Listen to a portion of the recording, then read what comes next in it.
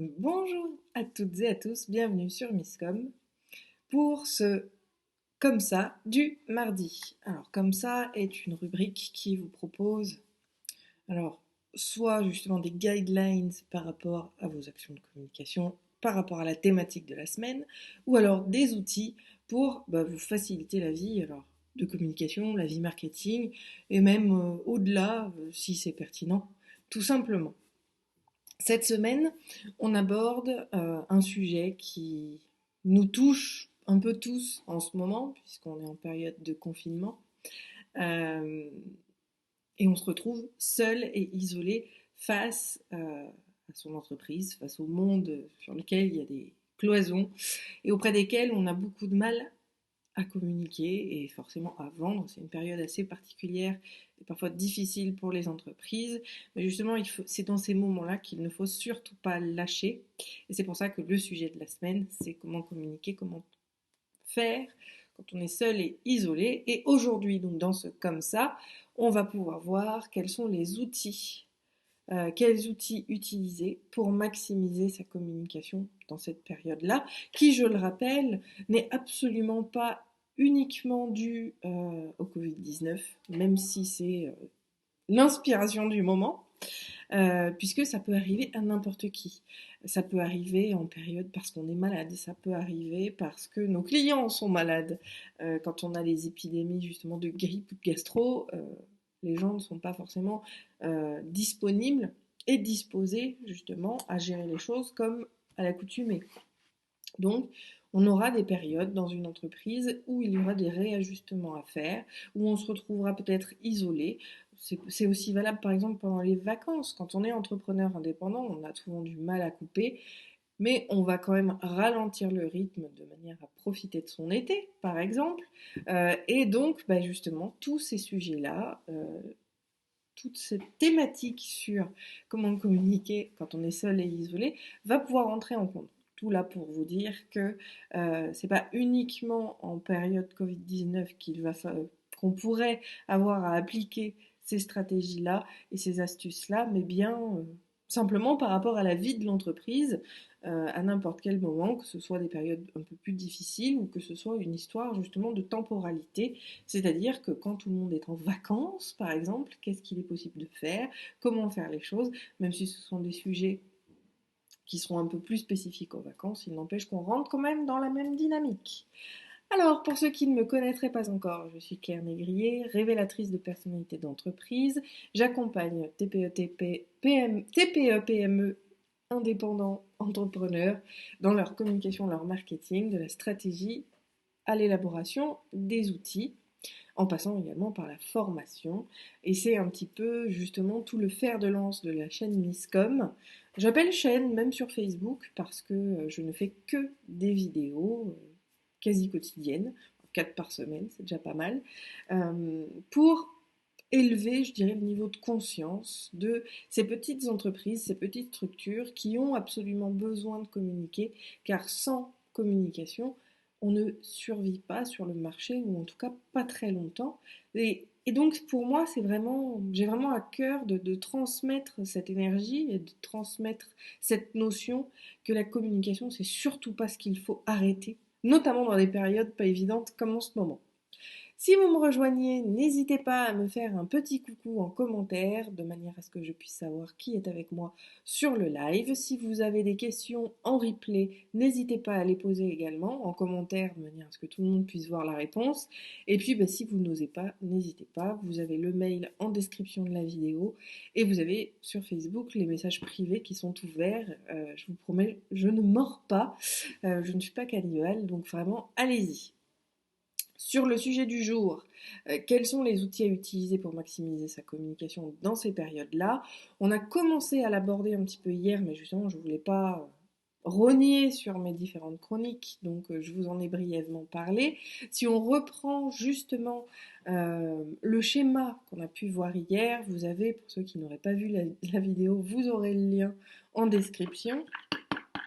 Hop, je vous invite d'ailleurs à prendre un petit café, ce que je fais avec vous moi aussi. On va pouvoir voir quels sont ces outils. Donc, comme je le disais, j'ai commencé un petit peu à en parler. et à vous proposer une hiérarchie. Donc, on s'organise. Donc là, par rapport à l'organisation, il y a plusieurs niveaux d'organisation aussi.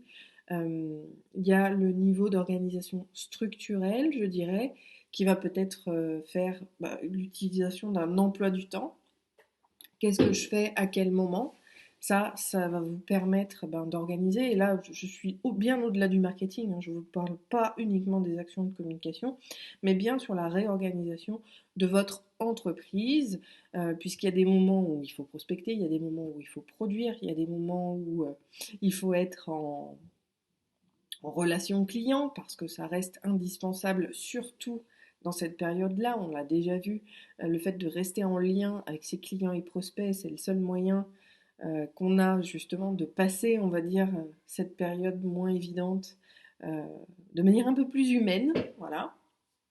Donc, se prévoir aussi, pourquoi pas, des horaires, des créneaux où vous allez être disponible pour vos clients, pour vos prospects, pour tous ceux que vous jugerez euh, importants par rapport à votre entreprise et à sa vie d'entreprise. Donc là, on est vraiment sur de l'organisationnel. On va prévoir des journées ou des demi-journées. À vous de faire comme vous le sentez. Euh, N'essayez pas non plus de mettre trop de cadre dans le cadre, parce que c'est comme ça que généralement on se plante. Essayez de faire les choses avec votre façon d'être, votre façon de faire habituellement. Voilà, si vous êtes plus productif l'après-midi ou le matin, mettez des tâches productives plutôt le matin ou l'après-midi selon ce qui est votre cas. Sur de la réflexion, prévoyez-la un minimum 2 heures par semaine de manière justement à pouvoir poser les choses. Enfin voilà, on va progressivement monter un espèce de planning. Donc ce planning-là, encore une fois, en termes d'outils, ça peut être vous pourriez tout faire avec un simple Excel. Vous avez aussi des agendas comme le Google Agenda qui peut vous permettre de visualiser carrément schématiquement ce qu'il y a à faire. Vous pourriez vous déclencher des rappels. Il y a tout un tas de choses à faire autour de ça. Une fois cet agenda et je dirais vos journées, déjà que vous sachiez où vous en êtes et où vous allez effectivement pouvoir travailler sur d'autres aspects, donc on a vu hier, notamment celui d'organiser votre communication. Là, on va vraiment toucher au cœur de votre stratégie de communication, hein, tout simplement, en allant se dire, bon voilà, on va faire les fameux choix dont on parlait hier. On va voir, on va mettre à plat, il y a des choses qu'on peut faire aujourd'hui, il y a des choses qu'il faut reporter parce qu'elles ne sont plus pertinentes à l'heure actuelle. Je vous donne un exemple, vous voulez faire la promotion de, je vais dire quelque chose de complètement générique, mais vous voulez faire vous aviez prévu la promotion de votre nouvelle théière. Peut-être que la théière, ce n'est pas le produit qui va être vraiment important en ce moment.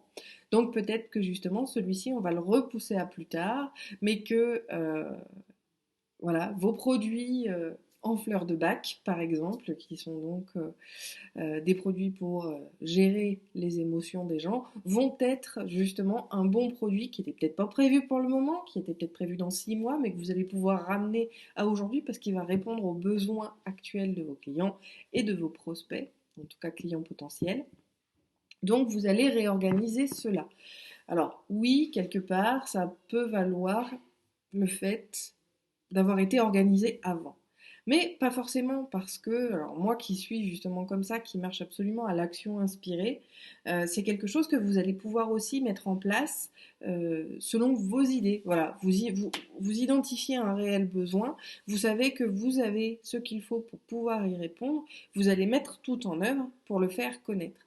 Là, l'idée, c'est vraiment, alors je reviens un peu sur la thématique de la semaine dernière, sur comment communiquer dans ces périodes-là. On n'est pas là dans un format promotionnel, on est vraiment là dans un schéma informatif et de laisser le libre arbitre aux gens parce que de toute façon ils connaissent leurs priorités. S'ils se sentent mal, ils iront justement, ils mettront la priorité sur les solutions qui s'offrent à eux pour se sentir mieux. S'ils sont plutôt voilà, très serrés dans leur budget, ils vont mettre en place des choses plus pour avoir la possibilité de nourrir tout le monde pendant cette période et jusqu'à ce que cette période se termine. Donc, eux, ils vont être beaucoup plus branchés sur tout ce qui va être alimentaire. Donc là, finalement, justement, si vous êtes particulièrement non essentiels, ne pas aller communiquer auprès de ces gens-là. Là, c'est pour ça que ça amène justement à un autre travail qui va être un travail de segmentation, quelque chose qu'on a déjà beaucoup vu également.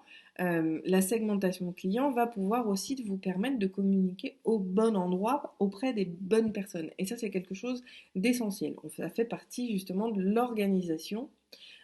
Et donc là, bah, en termes d'outils, oui, on a Trello qui marche très bien parce qu'on peut segmenter, on peut faire plein de tableaux. Pour les arborescents comme moi, c'est ce que je dis, c'est un tableau qu'on adore, enfin c'est un outil qu'on adore. Je n'ai plus en tête de concurrent à Trello, même si je sais qu'il en existe. Mais là encore, je peux vous donner des idées, mais encore une fois, un tableau Excel ou même des feuilles de papier, un calepin et un crayon vont parfaitement faire l'affaire aussi. Donc n'allez pas, sauf si c'est vraiment quelque chose qui vous inspire, travailler avec des outils que vous ne maîtrisez pas et que vous ne connaissez pas. L'idée c'est vraiment d'être pratico-pratique et efficace. Donc, quand on cherche l'efficacité, on va aller surtout sur des choses que l'on connaît. Donc là, vous pouvez prendre vos petites feuilles, une feuille par persona, et vous allez identifier justement, resegmenter, c'est pour ça qu'on les appelle les personas, vous allez resegmenter vos cibles pour revoir, pour les réidentifier en fin de compte par rapport à leurs priorités. Ça, c'est aussi quelque chose d'extrêmement important pour pouvoir maximiser votre communication. Alors, du coup, peut-être que vous vous posez la question, qu'est-ce que c'est que maximiser sa communication? C'est en faire moins avec un rendement plus intéressant, plus important. Euh, Qu'est-ce que ça pourrait être, par exemple? Encore une fois, si vous me rejoignez, n'hésitez pas à commenter pour que je sache qui est là. Ça me permet de personnaliser mes exemples avec ce qui vous concerne. Et puis du coup, pour moi, c'est une meilleure inspiration que d'essayer de trouver des analogies et des exemples comme ça à la hache. C'est pas toujours évident, donc n'hésitez pas à me faire un petit coucou. En tout cas, comme exemple, bon bah, puisque j'ai pas de commentaires pour le moment, je vais me prendre moi. Je sais très bien aujourd'hui que les entrepreneurs qui démarrent ou qui vous souhaitez démarrer vont peut-être repousser leur démarrage. Je sais que ceux qui éventuellement pensaient à la question de revoir leurs outils de communication le remettront à plus tard. Là, pour le coup, le frein, c'est vraiment financier. Donc finalement, qu'est-ce qui reste? Pour moi, c'est la formation. La formation, parce qu'en plus de ça, les OPCO sont en train de mettre un certain nombre de choses en place pour accélérer les démarches de prise en charge, pour profiter de la période de confinement où les gens commencent à s'ennuyer. La formation est euh, un très bon élément. Donc je mets en place et je me renseigne et je communique beaucoup, surtout par email, sur ces formations, sur la prise en charge, sur comment faire financer, sur tout ça, de manière justement à apporter une réponse à l'ennui, une réponse à la compétence, une réponse aux besoins éventuels par rapport aux gens qui me lisent, qui me suivent, quel que soit le réseau en question. Alors souvent c'est beaucoup plus par email parce que c'est plus facile, plus direct, mais ça peut être sur n'importe quel support. Le fait de vous en parler là en direct fait que vous êtes informé également de la situation. Après, enfin moi en tout cas je suis comme ça, une fois que la personne est au courant, bah, libre à elle de me contacter en message privé ou non, ou par mail, hein, peu importe, parce qu'elle a effectivement un besoin qu'elle aimerait combler par rapport à ça. Euh, Là encore, je trouve que cette notion de libre arbitre doit vraiment être prépondérante justement pour maximiser vos outils de communication. Là, il y a aussi un tableau qui est très intéressant où on va pouvoir mettre, alors, certains parlent de SWOT, les opportunités menaces. Moi, ce sur quoi j'adore travailler avec mes clients, c'est le tableau des attentes des cibles, où, alors je ne vais pas vous offrir non plus mon contenu comme ça, mais où vous pourriez sur un tableau mettre justement les attentes et les freins des consommateurs et de vos clients potentiels pour savoir exactement ce dont ils vont avoir besoin et comment communiquer auprès de ça. Si vous voyez que les freins sont plus importants que les avantages, souvent le travail dans la communication va être de lever ces freins-là. Si vous voyez que les motivations sont plus nombreuses ou plus importantes que les freins, alors on va miser sa communication sur justement les avantages. Ça dépend des leviers, ça dépend vraiment de votre audience. C'est pour ça que cette fameuse segmentation, elle est indispensable de manière à trouver les bonnes personnes, le bon message, le bon support et aller communiquer auprès de ces bonnes personnes-là. Ça, c'est maximiser ces supports de communication. Alors, je vais partir sur un exemple complètement utopique par rapport à nos situations à nous en tant qu'indépendants, TPE, PME. Souvent, on n'a pas forcément des gros budgets com, mais faire du Facebook Ad, faire de la parution presse. Alors, quand je dis parution presse, c'est de l'achat d'espace publicitaire au niveau de la presse.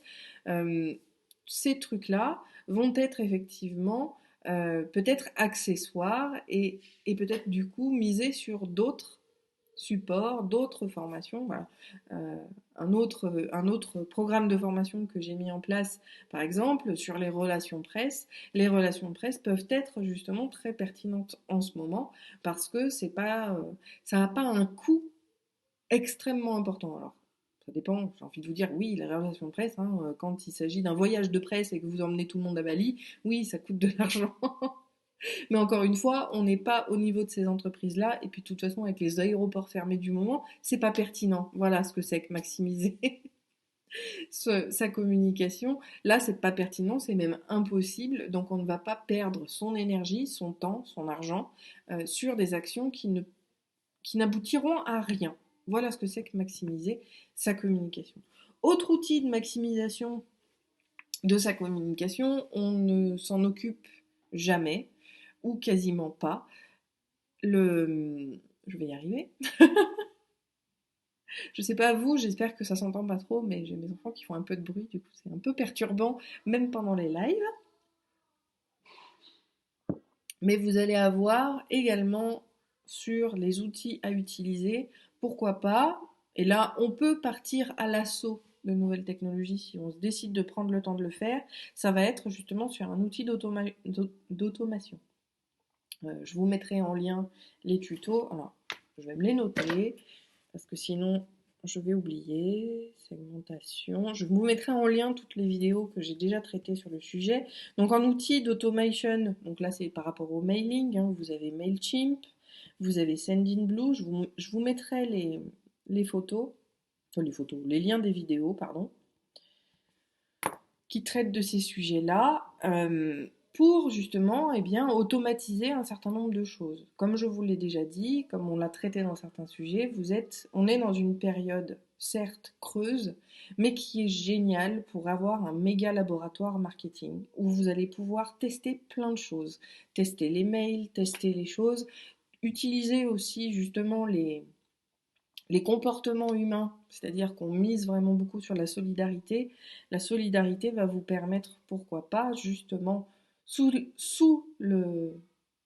cette coupe de solidarité, de mettre en place, pourquoi pas, une mailing list et d'inviter les gens à s'inscrire pour avoir de vos nouvelles. C'est un moyen aussi de vous soutenir que de rester en lien avec vous. Donc vous pouvez aussi utiliser tout l'environnement dans lequel on vit pour mener à bien de nouvelles actions, mettre en place de nouvelles actions. Puis comme on l'a déjà vu il y a 3 semaines, euh, vous aurez jamais meilleur moyen pour tester les trucs puisque les gens étant un petit peu stressés, on va dire, par rapport aux situations, dans les situations complexes comme celle-ci, on va avoir aussi l'avantage, c'est que l'humain est beaucoup moins rigoureux.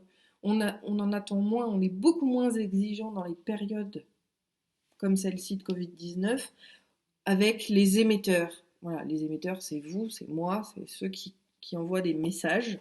La communication, pour rappel, c'est un émetteur, un récepteur et un message. C'est pour ça que je l'entends comme ça. Donc, en tant qu'émetteur, vous serez beaucoup moins jugé par rapport aux actions que vous allez mettre en place par vos communautés qu'en temps normal. Donc là, n'hésitez pas, si vous voulez tester un nouveau support de communication, si vous voulez tester une nouvelle ligne éditoriale, vous allez pouvoir le faire et créer du lien, encore une fois, avec votre communauté. Alors, quand je dis votre communauté, ça englobe tout, hein. La mailing list, les différents réseaux sociaux, tout dépend de là où vous allez communiquer encore une fois. Donc, quel outil utiliser pour ça? Donc, on l'a vu par rapport au mailing, on va avoir Mailchimp, on va avoir Sendinblue pour les plus connus. Il en existe plein d'autres, hein. Il y a SG Autorépondeur. Je ne suis pas là pour citer tous les prestataires de services sur le sujet. Donc, utilisez déjà ce que vous connaissez. Encore une fois, on va aller sur la facilité, utiliser des outils que vous avez déjà, ou ceux qui vous semblent le moins complexes à prendre en main à l'instant T. Euh, Est-ce que j'ai autre chose à dire par rapport au sujet? Je m'arrête un peu net, mais du coup, j'avais un doute par rapport au au défilé des idées que j'avais. Donc, on avait ça, la partie organisationnelle qu'on a vue, donc, où on va pouvoir prendre un simple Excel ou un Trello. Si vous utilisez des outils d'ailleurs organisationnels dont on parle cette semaine, n'hésitez pas à les mettre en commentaire parce que je suis loin d'avoir la science infuse. Moi aussi, j'adore découvrir de nouveaux outils. Donc, n'hésitez pas à les mettre dedans. Autre outil, oui, voilà, on va pouvoir utiliser également pour sa communication, ce seront tout ce qui est outils de programmation pour les réseaux sociaux. Euh, Ça, même si moi je sais que je n'aime pas ça, j'automatise un certain nombre d'entre elles, notamment Pinterest, notamment également, alors pas Facebook, Facebook je fais tout à la main. Mais Twitter également, j'utilise les automations. Alors, j'ai utilisé beaucoup Hootsuite au début, maintenant je me suis plus remise sur Buffer, pour pas les nommer. Enfin si, c'est un peu le but d'ailleurs de ce live. Donc Buffer, Hootsuite, vous avez également lequel j'utilise. Excusez-moi, je vais regarder, ce sera plus simple, je vous dirai pas de bêtises.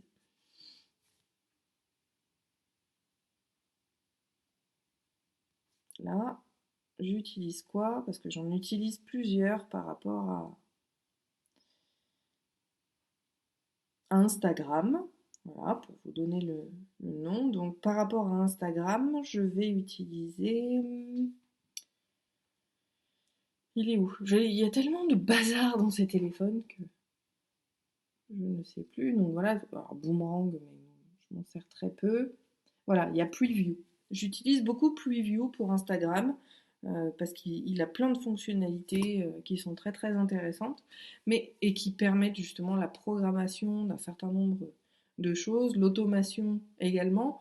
Qu'est-ce que j'appelle par automation sur Instagram? Bah, c'est par exemple l'envoi de messages. Alors justement sur l'envoi de messages, mes outils de prédilection, j'ai IFTTT, ce qui veut dire c'est if this then that. C'est simplement c'est de la programmation. Hein. C'est s'il y a telle action dans les outils que j'ai identifiés, alors il faut faire telle chose. Donc IFTTT est génial pour ça. Je vous invite vraiment à le découvrir. Vous avez également, mais peut-être que je ferai le tuto sur IFTTT jeudi, je vais voir. Je me le note. Qu'est-ce que je pourrais faire pour ça? Si vous avez d'ailleurs des demandes, des idées que vous pourriez mettre en place, des besoins que vous aimeriez satisfaire avec les outils, n'hésitez pas à me contacter là encore, de manière à mettre en place mon chronocom de jeudi. Ça, je serais ravie de pouvoir vous aider tout en présentant quelque chose qui réponde au moins à une personne. C'est toujours mieux que, encore une fois, de parler de manière collégiale sans avoir de besoins identifiés. Donc on va avoir IFTTT, on va avoir également d'autres outils. Alors pour le coup, vis-à-vis de la programmation, si, il y a Zapier qui est génial. Moi, j'adore créer les apps. Et puis en plus ça, il y a vraiment des tâches énormes. Enfin, en termes de nombre, c'est quasi illimité parce que de toute façon, il intègre des fonctionnalités quasiment tous les jours.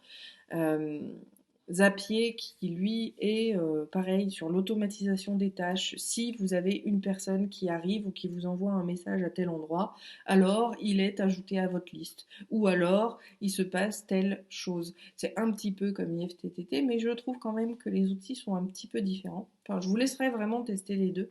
Mais là encore, vous allez pouvoir automatiser. Puis ce que je trouve génial aussi avec ces deux outils-là, c'est que même si on le met en place, parce qu'aujourd'hui on est dans une situation qui nous laisse le temps de le faire, d'appréhender les choses, d'apprendre sur ces outils-là, euh, c'est quelque chose qui va pouvoir être pérenne, c'est-à-dire qu'on va mettre en place un process, mais c'est pas uniquement pour maintenant, ça va aussi suivre dans le temps et être à l'aise avec, justement, devenir à l'aise, connaître ces outils-là, vont vous permettre aussi d'automatiser les choses pour la suite. Donc non seulement on va pouvoir agir sur le présent, mais on va également, grâce à eux, agir sur le futur et sur la suite des événements.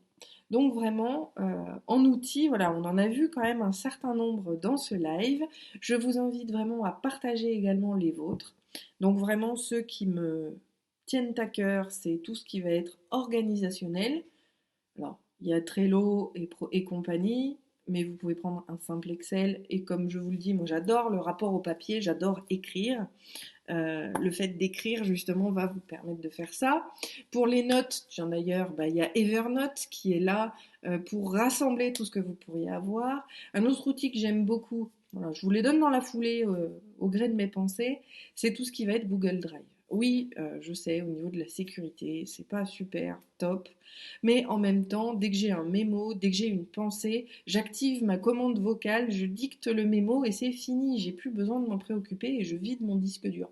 Donc, si vous êtes comme moi et que vous avez 1000 idées à la minute, ça peut être aussi très très pertinent. Oh tiens, il y a un chat qui s'invite sur le live. Voilà, donc là vous voyez mon chat numéro 2, sachant que j'en ai 4. Voilà, c'est fan des animaux. Comme ça, vous me connaissez un peu plus. Euh, donc ces outils-là vont être effectivement quelque chose qui vont vous aider à la fois maintenant, mais également sur le long terme. Donc on a les supports aussi d'emailing. On peut avoir également des supports, trouver des fonctionnalités également par rapport à son site internet. Par exemple, communiquer. Donc on a vu le comment, etc. Quand on est isolé, quand on n'a plus le rapport aux gens, un moyen aussi de rester en activité, parce que c'est vraiment mon fer de lance, il ne faut pas non plus complètement tout arrêter. Euh, une autre façon justement de répondre aux besoins des gens quand ils ne peuvent plus se déplacer, c'est peut-être de voir quelles solutions s'offrent à vous pour faire du business à distance. Et le business à distance, c'est des solutions de livraison, c'est des solutions d'envoi, peut-être même dématérialisées. C'est par exemple l'envoi d'email. Quand vous avez des fichiers qui sont extrêmement lourds, voilà, il y a WeTransfer qui est génial. Ça va être, pourquoi pas, de mettre en place un système de paiement digitalisé. Donc là, c'est peut-être tout simplement, alors certes, ça implique énormément de tâches à faire, puisque PayPal, pour ne nommer que lui, ou même Stripe, si vous connaissez, mais Stripe ne permet pas de faire des liens de paiement. Donc c'est pour ça que j'en parle pas. Mais si vous prenez PayPal pour le plus connu, PayPal vous permet de créer des liens de paiement à envoyer à votre client. La problématique du moment, c'est que PayPal, il faudrait avoir un compte professionnel et tout système d'encaissement étranger nécessite une déclaration au mois de mai, avril ou mai, à l'administration fiscale. Et ça, c'est quelque chose d'important parce que si vous prenez un redressement à cause de ça, et ça me permet aussi de donner l'information pour ceux qui regarderaient cette vidéo et qui auraient un e-commerce, hein, parce que du moment qu'on a du paiement dématérialisé, du paiement en ligne, c'est considéré comme e-commerce, vous avez une obligation de déclaration à l'administration fiscale de compte étranger. Et comment on détermine si c'est un compte étranger ou pas? C'est simple. Si votre solution a son siège social hors de France et hors de l'Union européenne, alors il faut faire cette fameuse déclaration fiscale. Logiquement, c'est même hors de France. C'est pour ça que moi, j'ai passé très très longtemps à chercher une solution qui puisse répondre à ça et que j'ai pas à m'embêter avec une déclaration à l'administration fiscale par rapport à ça. Mais en tout cas, je vous mets un petit peu au parfum, voilà, comme ça vous permet aussi de vous mettre à jour si ce n'était pas le cas. Je vous mettrai le lien de mon article sur le sujet. Lien paiement en ligne. Hop, voilà. Donc sur mon site ncn.com, j'ai quand même beaucoup de ressources là-dessus. Je pense avoir fait le tour pour aujourd'hui sur justement tous les outils à utiliser pour maximiser votre communication. On est allé au-delà de la communication, comme avec le paiement en ligne, mais l'adaptation de vos supports, qu'ils soient ceux de communication ou de paiement ou de gestion client, on pourrait en parler. Cette gestion client, utiliser également les outils qui sont à dispo de conférences en ligne. J'en ai trouvé une d'ailleurs qui est géniale par rapport à ça, mais tiens, ce sera le sujet de la semaine prochaine. Hop, je l'ai trouvé. Wouhou! C'est la communication client à distance. Je me le note. Comme ça me permettra de vous proposer le dernier outil que j'ai trouvé et que je trouve très très bien. Et qui remplace un certain nombre d'entre eux parce qu'aujourd'hui, notamment Zoom fait polémique puisqu'il revend toutes les données des utilisateurs à Facebook. Euh, donc voilà, il faut aussi trouver des outils éthiques, en tout cas, c'est ce que je m'acharne à faire et que j'essaye de faire et de ne pas utiliser justement des outils qui pourraient être un petit peu tendancieux par rapport à tout ça. Donc ça me permettra de vous présenter justement le dernier outil de conférence call que j'ai pu trouver récemment et que je trouve très bien. Voilà, donc l'adaptabilité, on parlera donc de la communication client la semaine prochaine. Encore une fois, si vous avez des outils que vous utilisez qui vous facilitent l'existence, le marketing, mais la vie d'entreprise de manière plus globale, je vous invite vraiment à les mentionner en commentaire pour nourrir un petit peu tout le monde, hein. On est là pour s'entraider également. Donc voilà, la question de la semaine, est-ce que vous avez justement trouvé... Faut que j'arrête de dire justement, je le donne à toutes les sauces. J'ai oublié la question de la semaine. Oh le blanc, voilà, c'est la joie du direct. Est-ce que la communication, la maximisation de votre communication, c'est quelque chose à laquelle vous pensez actuellement? N'hésitez pas à le dire en commentaire. Et puis, pour la signature, si vous ne me connaissiez pas avant et si vous avez apprécié cette vidéo, n'hésitez pas à y mettre un petit cœur sur Facebook et un pouce en l'air sur YouTube, à vous abonner à ma page, enfin à liker la page, vous abonner à la chaîne et dans les deux cas, cliquez sur notification. Si vous avez des questions, même en replay, n'hésitez pas à les mettre en commentaire, je serais ravie d'y répondre ou de créer mes prochains sujets grâce à vos demandes. Et puis on se retrouve jeudi pour le Chronocom qui vous fera une démo. Donc je sais pas encore laquelle je vais faire, peut-être non, Trello je l'ai déjà fait, je sais pas. Je vais voir. Non, on avait dit tuto IFTTT. Donc on verra justement jeudi comment utiliser cet outil et quelles sont ses possibilités. L'idée c'est vraiment de vous faire découvrir les choses ou peut-être zapper, je sais pas, on verra. Si vous avez des préférences, mettez-les moi en commentaire. Je vous souhaite un très bon appétit, une très très bonne journée. J'espère que tout va bien chez vous. Portez-vous bien et je vous dis à jeudi. Ciao.